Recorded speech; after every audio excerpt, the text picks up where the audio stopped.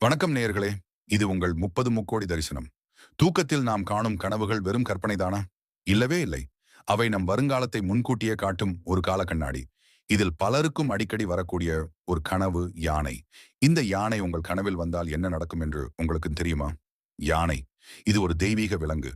ஐராவதம் என்ற யானையை தேவேந்திரன் வாகனமாக கொண்டிருப்பதையும், அதே யானை முகத்தோடு விநாயகப் பெருமான் அருள்வதையும் நாம் அறிவோம்.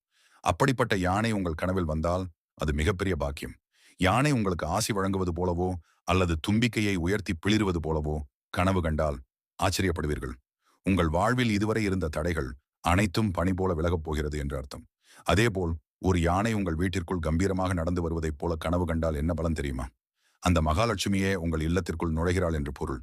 வீட்டில் வறுமை நீங்கி செல்வச் செழிப்பு பொங்கி வழியும். ஒருவேளை நீங்கள் யானை மீது அமர்ந்து சவாரி செய்வது போல கனவு கண்டால் உங்கள் செல்வாக்கு உயரப்போகிறது. வேலை செய்யும் இடத்தில் பதவி உயர்வோ அல்லது சமூகத்தில் ஒரு பெரிய அந்தஸ்தோ உங்களை தேடி வரும். ஆனால் ஒன்று, கனவு காணும் நேரமும் மிக முக்கியம். குறிப்பாக அதிகாலை வேளையில் நீங்கள் காணும் கனவுகள் மிக விரைவில் பலிக்கும் என்பது ஆன்றோர் வாக்கு. இந்த தகவல்கள் உங்களுக்கு பயனுள்ளதாக இருந்ததா? உங்களுக்கு என்ன மாதிரியான கனவுகள் வந்தது என்பதை என்னிடம் சொல்லுங்கள்.